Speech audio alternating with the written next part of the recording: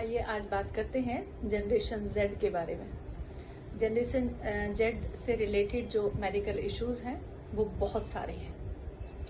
बहुत ही कम उम्र के बच्चों को दे आर रियली कॉन्स्टिपेटेड, क्योंकि मैदा और मैदे की बनी हुई चीजें ही खाते हैं। बिस्किट्स खाते हैं, चॉकलेट्स खाते हैं, मैगीज खाते हैं, मोमोज खाते हैं, हर वो जंक फूड खाते हैं, फास्ट फूड खाते हैं, बर्गर पिज्जा खाते हैं। सो बहुत सारे पेशेंट ऐसे आते हैं इतनी कम उम्र में जिनको क्रॉनिक कॉन्स्टिपेशन हो गई है, जिनको कई कई दिन उनके पेट साफ नहीं होते हैं। पेट साफ नहीं होते, एक्ने और पिंपल्स निकलते हैं। पेट साफ नहीं होते हैं, पाइल्स जैसी प्रॉब्लम इतनी कम उम्र में होनी शुरू हो जाती है, क्योंकि पॉटी कई कई दिन किसी किसी को नहीं आती है, उसकी वजह से ब्लीडिंग पाइल्स भी हो जाते हैं। पिंपल से पूरे फेस भरे रहते हैं। लड़कियों की अगर हम बात करते हैं, जितने हमारे एडोलसेंट एज के जो बच्चे हैं, पीसीओडी और पीसीओएस आप देख ही रहे हैं जनरेशन का क्या हाल है।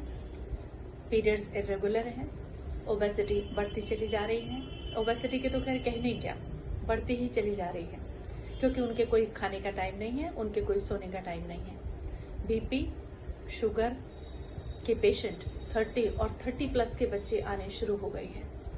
उनके स्ट्रेस लेवल इतने ज्यादा हाई है कि क्या ही कहा जाए। स्ट्रेस की वजह से जो स्ट्रेस इंड्यूस्ड जो प्रॉब्लम्स हैं वो उनको होनी शुरू हो गई हैं। उनकी नींद गायब है, अभी से उनको बिना दवाई खाए नींद नहीं आती है।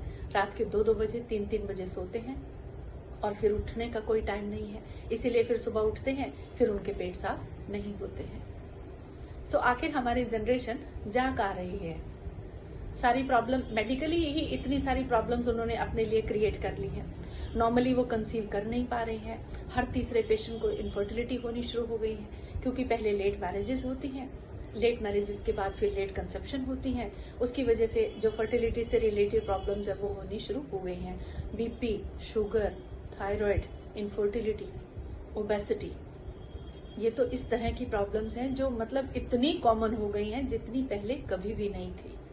सो थोड़ा सा अपने लाइफ स्टाइल को ध्यान कीजिए, अपने सोने और खाने के समय ठीक कीजिए। आजादी का मतलब ये नहीं है कि आप अपने शरीर को बीमार कर लें, और ये बीमारियों को ही न्योता है। तो कुछ भी करके अपने लाइफ स्टाइल्स को ठीक कीजिए और आज से ही अपने स्वास्थ्य को पहली प्रायोरिटी बनाइए, वरना वो दिन दूर नहीं है जब लाइफ स्टाइल डिसऑर्डर से ही पूरी जो पॉपुलेशन है वो गिर जाएगी, और शुरुआत हो चुकी है। सो बी अवेयर ऑफ इट।